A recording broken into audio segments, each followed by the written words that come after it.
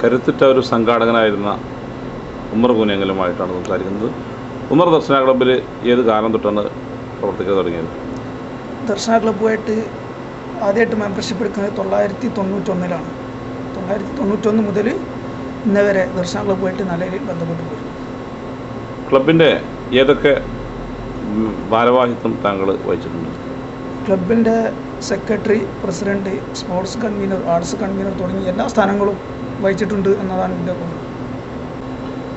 വിവിധ മേഖലകളിൽ ദർശന ക്ലബിന് നേതൃത്വം നൽകുകയും ഇപ്പോൾ പ്രവാസി ജീവിതം നയിക്കുകയും ചെയ്യുന്ന താങ്കൾ ക്ലബ്ബ് ഈ 20-ാം വയസ്സിലെത്തി നിൽക്കുന്ന ഘട്ടത്തിൽ തിരിഞ്ഞു നോക്കുമ്പോൾ ഒന്ന് ചുരുക്കി വിവരിക്കാമോ ദർശന ക്ലബിൻ്റെ പ്രവർത്തനങ്ങളെക്കുറിച്ച്?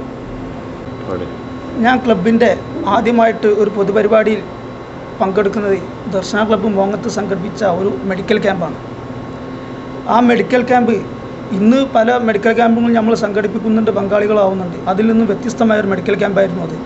മഞ്ചേരി റോട്ടറി ക്ലബ്ബുമായിട്ട് സഹകരിച്ച് നമ്മൾ സംഘടിപ്പിച്ച ക്യാമ്പിൽ നമ്മൾ ജില്ലയുടെ വിവിധ ഭാഗങ്ങളിൽ നിന്ന് ശേഖരിച്ച മരുന്നും അതോടനുബന്ധിച്ച് നമ്മൾ നടത്തിയ പരിശ്രമത്തിൻ്റെ ഫലമായി ഒട്ടനവധി സേവനങ്ങൾ നമുക്ക് ആ മെഡിക്കൽ ക്യാമ്പിലൂടെ മോങ്ങത്തും സമീപത്തും ചെയ്യാൻ കഴിഞ്ഞു. അതിൻ്റെ തുടർച്ചയൊന്നോണം ഒരുപാട് മെഡിക്കൽ ക്യാമ്പും മറ്റും നമ്മൾ നടത്തിയിട്ടുണ്ടെങ്കിലും ആ ഒരു മെഡിക്കൽ ക്യാമ്പിൽ നിന്ന് കിട്ടിയ പ്രചോദനം ആണ് എന്നെ സംബന്ധിച്ചിടത്തോളം ആദ്യമായിട്ട് ദർശന ക്ലബ്ബുമായിട്ട് കൂടുതൽ അടുപ്പിക്കാൻ കാരണം. പിന്നെ അതിനുശേഷം ദർശന ക്ലബ്ബിൻ്റെ നേതൃത്വ ലെവലിൽ ഞാൻ സജീവമായിട്ട് വരുന്നത് 1998 98 മുതൽ 2004 വരെ ക്ലബിൻ്റെ വിവിധ മേഖലകളിൽ പ്രവർത്തിച്ചപ്പോൾ ഒരുപാട് അനുഭവങ്ങൾ എനിക്ക് ജീവിതത്തിൽ വന്നിട്ടുണ്ട്. അതെല്ലാം ഈ വേളയിൽ വിശദീകരിക്കാൻ കഴിയുമെന്ന് എനിക്ക് തോന്നുന്നില്ല. എടുത്തു പറയാവുന്ന അനുഭവങ്ങൾ, ഓർമ്മക്കുറിപ്പുകൾ എന്തെങ്കിലും? എടുത്തു പറയാവുന്ന അനുഭവങ്ങളെ കുറിച്ച് ഓർക്കുമ്പോൾ 1-2 കാര്യങ്ങൾ പ്രത്യേകം ഓർക്കാനുണ്ട്. ഒന്ന്, ഞാനൊരു സിഗരറ്റ് കമ്പനിയിലെ ജോലിക്കാരനായിരുന്നു. ആ ജോലിയായിട്ട് മുന്നോട്ട് പോകുന്ന ഒരു വേളയിൽ ലോക പുകയില വിരുദ്ധ ദിനത്തിൻ്റെ ഭാഗമായി ദർശന ക്ലബ്ബ് മോങ്ങത്ത് ഒരു പ്രചാരവാരം സംഘടിപ്പിച്ചു. അതിൻ്റെ ഭാഗമായിട്ട് മോങ്ങത്തങ്ങാടിയിൽ ഒരു ക്യാമ്പയിൻ തന്നെ സംഘടിപ്പിക്കുകയും പുകയിലക്കെതിരായിട്ട് നമ്മൾ മോങ്ങത്ത് വിറ്റഴിച്ചു പോകുന്ന സിഗരറ്റുകളെക്കുറിച്ചും പാൻ മസാലകളെക്കുറിച്ചും മറ്റുമായിട്ട് നമ്മൾ കണക്കെടുപ്പ് നടത്തി. എത്രത്തോളം രൂപയുടെ സിഗരറ്റ് ഒരാഴ്ചയിൽ മോങ്ങത്ത് സിഗരറ്റും പാൻ മസാല ബീഡി ഐറ്റംസുമായിട്ട് എത്രത്തോളം രൂപയുടെ വിപണനം മോങ്ങത്ത് നടക്കുന്നുണ്ടെന്നുള്ളൊരു സർവേ നടത്തി അത് മോങ്ങത്ത് പ്രദർശിപ്പിക്കുകയും അതിൻ്റെ ഭാഗമായിട്ട് ഇതിനെതിരിൽ നല്ലൊരു ബോധവൽക്കരണം നമ്മൾ സംഘടിപ്പിച്ചു.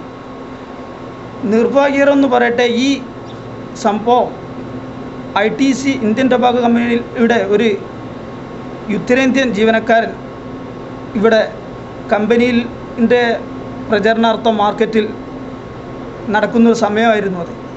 ആ സമയത്ത് അദ്ദേഹത്തെ കൂടെ ഉണ്ടായിരുന്ന കണ്ണൂർക്കാരനെ കേരളത്തിൻ്റെ ഒരു പ്രധാന ഓഫീസറും ഈ വാരാചരണത്തിൻ്റെ ഭാഗമായി മോങ്ങത്തങ്ങാടിയിൽ കാണിച്ച ഈ പ്രചാര ബോർഡുകളും മറ്റും അദ്ദേഹത്തിൻ്റെ ശ്രദ്ധയിൽപ്പെടുത്തുകയും അദ്ദേഹം മോങ്ങത്തങ്ങാടിയിൽ അദ്ദേഹവും കമ്പനിയുടെ മറ്റു സ്റ്റാഫുകളും കൂടിയിട്ട് മോങ്ങത്തങ്ങാടിയിൽ ഇതിനെക്കുറിച്ച് ഒരു അന്വേഷണം നടത്തിയപ്പോൾ ആരോടോ ഭാഗത്തു നിന്ന് അറിയാൻ കഴിഞ്ഞു, ഇതിൻ്റെയൊക്കെ പിന്നിൽ നിങ്ങളെ കമ്പനിയിൽ ജോലി ചെയ്യുന്ന ഒരു വ്യക്തിയാണെന്നും അദ്ദേഹമാണ് ഈ ക്ലബിൻ്റെ നേതൃത്വ സ്ഥാനത്തൊന്നും എന്നെല്ലാം അദ്ദേഹത്തിന് അറിയാൻ കഴിഞ്ഞു. പിറ്റേന്ന് ഞാൻ കമ്പനി ചെല്ലുമ്പോൾ എന്നെ ഓഫീസിലേക്ക് വിളിച്ചിട്ട് ഇതിനെതിരെ ശക്തമായി എന്നോട് വാക്കിടുകയും എന്നെ സർവീസിൽ നിന്ന് ഒഴിവാക്കാൻ വരെ ശുപാർശ ചെയ്തതായിട്ടാണ് അറിയാൻ കഴിഞ്ഞത്. പക്ഷേ കമ്പനിയിലുള്ള മഞ്ചേരി സ്റ്റാഫിലെ ഓഫീസിലെ ജീവനക്കാരെ മറ്റു ഇതിൻ്റെ സമ്മർദ്ദം വഴിയായിട്ടാണ് പിന്നീട് എനിക്ക് ആ സ്ഥാനത്ത് ജോലി തുടരാൻ തന്നെ സാധിച്ചത്. അതൊരു അനുഭവമാണ്. അതുപോലെ 1-2 അനുഭവങ്ങൾ വേറെ ഉണ്ട്. ക്ലബിനും വേണ്ടി കളിച്ചപ്പോൾ ഒരു പ്രാദേശിക ക്രിക്കറ്റ് ടൂർണമെൻറ്റാണ്. ടീം ഭേദമായ ഒരു നിലയിൽ എതിർ ടീം ഭേദമായ ഒരു സ്കോറോട് കൂടി കളി അവസാനിപ്പിച്ച് പിന്നീട് ദർശന ടീമിൻ്റെ ബാറ്റിംഗ് ആയിരുന്നു. ബാറ്റിങ്ങിൽ മുൻനിര ബാറ്റ്സ്മാൻമാരെല്ലാം വളരെ പെട്ടെന്ന് ഔട്ടാവുകയും 11ാമനായിട്ട് ഇറങ്ങിയ ഞാൻ ഒരുവിധം പിടിച്ചു നിൽക്കുന്നൊരവസ്ഥയിൽ ടീമിൻ്റെ ജയം ഏകദേശം അടുത്തെത്തി. അവസാന ഓവറുകളിൽ 12 റണ്ണ് വേണം, ഒരു ഓവറുമാണ് ബാക്കിയത്. അന്ന് ടീം ക്യാപ്റ്റൻ സക്കീറായിരുന്നു. സക്കീർ എന്നോട് വന്ന് ഉപദേശിച്ച്, ഇജി ബോൾ അടിക്കരുത്, ഈ ബോൾ ഒഴിഞ്ഞു കൊടുക്കണം, അപ്പുറത്തുള്ള റഷീദ് അടിച്ചോളും. എനിക്ക് എന്തോന്ന് അറിയില്ല, ഞാനത് ഫസ്റ്റ് വന്ന ബോൾ നന്നായിട്ട് അറ്റൻഡ് ചെയ്തു. അതൊരു 6 ആയി. എല്ലാവരും വന്നിട്ട് എന്നെ ആഹ്ലാദിച്ചപ്പോൾ ക്യാപ്റ്റൻ സക്കീർ വന്നിട്ട് എന്നോട് ചൂടായി. അപ്പോൾ എല്ലാവരും സക്കീറിനോട് പറഞ്ഞു, എന്തിനാണ് ഈ ചൂടാണ് ഇതിൻ്റെ പിന്നീട് ആ ചൂടായതിൻ്റെ പൊരുൾ എനിക്ക് 2ാമത്തെ ബോൾ വന്നപ്പോൾ മനസ്സിലായി. അടുത്ത ബോളിൽ ഞാൻ അതേമാതിരി അടിച്ചു. അതോടുകൂടി ഞാൻ ഔട്ടായി, ടീം തോറ്റു. ഈ അവസ്ഥ ഒരുപക്ഷെ സക്കീർ പറഞ്ഞ് അനുകരിച്ചിരുന്നെങ്കിൽ ഒരുപക്ഷെ ടീം ജയിക്കുമായിരുന്നു. ദർശന ക്ലബ്ബുമായിട്ടുള്ള ബന്ധം കൊണ്ട് വ്യക്തി ജീവിതത്തിൽ വന്ന നേട്ടങ്ങൾ അല്ലെങ്കിൽ മാറ്റങ്ങളെ കുറിച്ചൊന്ന് വിശദീകരിക്കാം.